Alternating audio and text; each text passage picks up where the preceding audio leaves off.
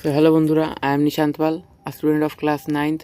তো আজকে আমরা লাইট রিফ্লেকশন চ্যাপ্টারের কিছু গুরুত্বপূর্ণ বিষয় যেমন angle of incidence, angle of reflection, normal, এসব বিষয়ে আমরা কিছু গুরুত্বপূর্ণ জিনিস জেনে নেব। তো আজকের এই ক্লাসটা চলো শুরু করা যাক। তো প্রথমে এটা একটা আমার কাছে একটি ছবি আছে।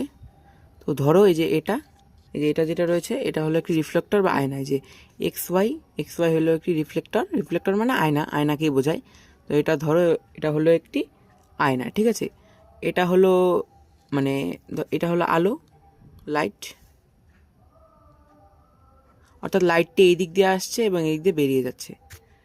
তো এই যে এই দিক দিয়ে যে এবি লাইটটা যে আসছে এটার তো কিছু নাম রয়েছে। তো এই এবি লাইটটা যে আসছে এটাকে বলা হয় ইনসিডেন্ট রে। এই যে এবি লাইটটা আসছে এটাকে বলা হয় ইনসিডেন্ট রে, এবং এই বিসি লাইটটা যে এই রিফ্লেক্টরে পড়ে বেরিয়ে যাচ্ছে এটাকে বলা হয় রিফ্লেক্টেড রে। এবং এখানে এই ইনসিডেন্ট রে এবং রিফ্লেক্টেড রের মাঝে যেই দুটি কোণ সৃষ্টি হয়, এই কোণ দুটির মান একই হয়।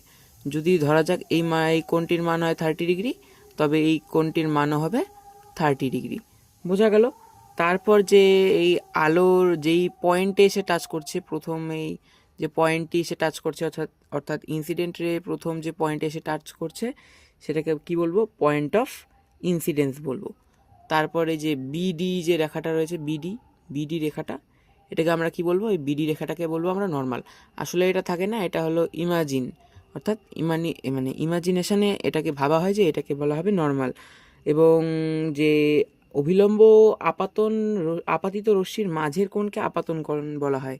মানে যে এটাকে বলা হয় আপাতন কোণ, এটাকে বলা হয় প্রতিফলন কোণ। অর্থাৎ এটাকে বলা হয় অ্যাঙ্গেল অফ ইনসিডেন্স, এটাকে বলা হয় অ্যাঙ্গেল অফ রিফ্লেকশন। তো এটাই ছিল আজকে লাইট অফ রিফ্লেকশনের কিছু গুরুত্বপূর্ণ বিষয়, ছবি এঁকে যেটা আমি বুঝিয়ে দিলাম। মোটামুটি ধরো বুঝতে পেরেছো হয়তো। তো আজকে এতটুকুই, ধন্যবাদ।